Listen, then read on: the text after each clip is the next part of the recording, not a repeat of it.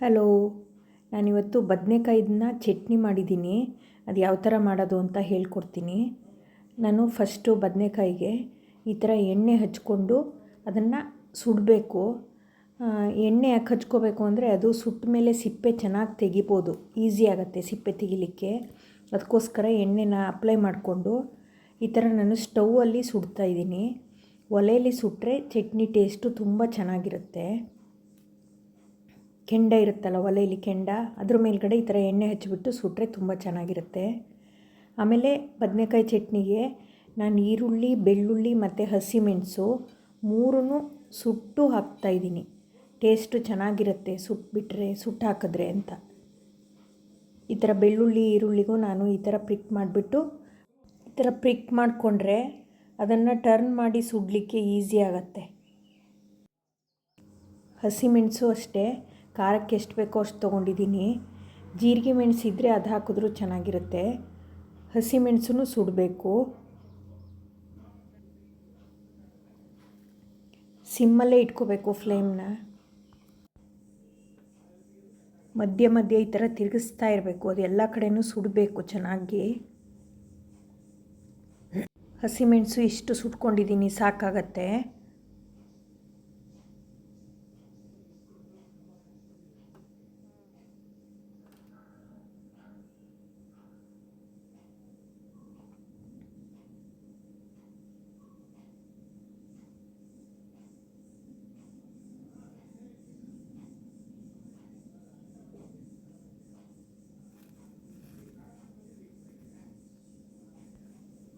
ಇಲ್ಲಿವರೆಗೆ ಯಾರು ನನ್ನ ಚಾನಲ್ನ ಸಬ್ಸ್ಕ್ರೈಬ್ ಮಾಡ್ಕೊಂಡಿಲ್ಲ ಅಂದರೆ ಪ್ಲೀಸ್ ಸಬ್ಸ್ಕ್ರೈಬ್ ಮಾಡ್ಕೊಳ್ಳಿ, ಲೈಕ್ ಮಾಡಿ, ಹಾಗೆ ಶೇರ್ ಮಾಡಿ, ಮತ್ತು ಕಮೆಂಟ್ಸ್ ಹಾಕಿ.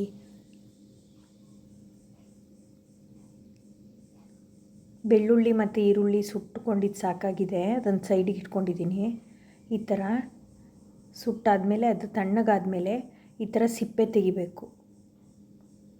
ಆಯಿಲ್ ಅಪ್ಲೈ ಮಾಡಿಕೊಂಡ್ರೆ ಸಿಪ್ಪೆ ಈ ಥರ ಈಸಿಯಾಗಿ ತೆಗಿಬೋದು.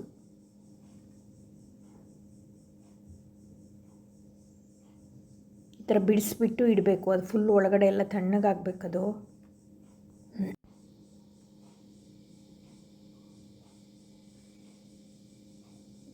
ಈಗ ಇದು ರೆಡಿಯಾಗಿದೆ. ಅದೇ ಥರ ನಾನು ಈರುಳ್ಳಿ ಮತ್ತು ಬೆಳ್ಳುಳ್ಳಿನೂ ಮೇಲ್ಗಡೆ ಸಿಪ್ಪೆ ತಕ್ಕೋತಾ ಇದ್ದೀನಿ.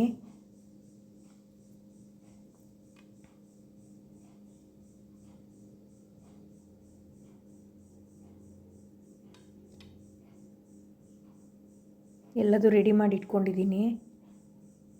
ಈಗ ಮಿಕ್ಸಿ ಜಾರಿಗೆ ಸುಟ್ಟಿರೋದು ಈರುಳ್ಳಿ, ಹಸಿಮೆಣಸು, ಬೆಳ್ಳುಳ್ಳಿ ಮತ್ತು ಹುಣಸೆ ಹುಳಿ ಸ್ವಲ್ಪ ಹಾಕ್ಕೋತಾ ಇದ್ದೀನಿ. ಆಮೇಲೆ ರುಚಿಗೆ ತಕ್ಕಷ್ಟು ಉಪ್ಪು ಹಾಕ್ಕೋತಾ ಇದ್ದೀನಿ. ಫಸ್ಟು ಅದನ್ನು ಮಿಕ್ಸಿ ಮಾಡ್ಕೋಬೇಕು. ಮಿಕ್ಸಿ ಅಂದರೆ ಫುಲ್ಲು ನುಣ್ಣಗಾಗಬಾರ್ದು. ಅದಾದಮೇಲೆ ಅದಕ್ಕೆ ಈ ಸುಟ್ಟಿರೋ ಬದನೇಕಾಯಿ ಬಿಡಿಸಿಟ್ಕೊಂಡಿದ್ದೀನಲ್ಲ ಅದನ್ನು ಹಾಕ್ಕೊಂಡಿದ್ದೀನಿ. ಆಮೇಲೆ ಇದನ್ನು ಅಷ್ಟೇ ಒಂದು ಸುತ್ತು ತಿರುಗಿಸಿದ್ರೆ ಸಾಕು ಮಿಕ್ಸಿಲಿ. ಚಟ್ನಿ ರೆಡಿಯಾಗಿದೆ. ಅದಕ್ಕೆ ಇವಾಗ ಒಗ್ಗರಣೆ ಹಾಕ್ಕೋತಾ ಇದ್ದೀನಿ ನಾನು.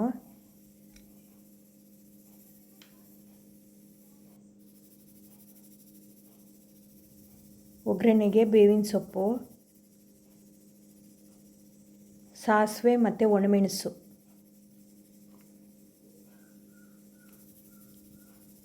ಹಾಕ್ಕೊಂಡು ಅದು ಚಟಪಟ ಅಂದಮೇಲೆ ಅದನ್ನು ಚಟ್ನಿ ಮೇಲೆ ಹಾಕ್ಕೊಳ್ತಾ ಇದ್ದೀನಿ.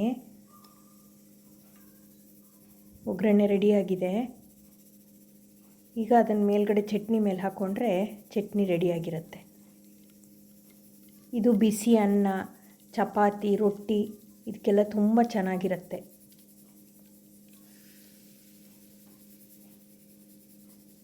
ಚಟ್ನಿ ರೆಡಿಯಾಗಿದೆ ಇವಾಗ.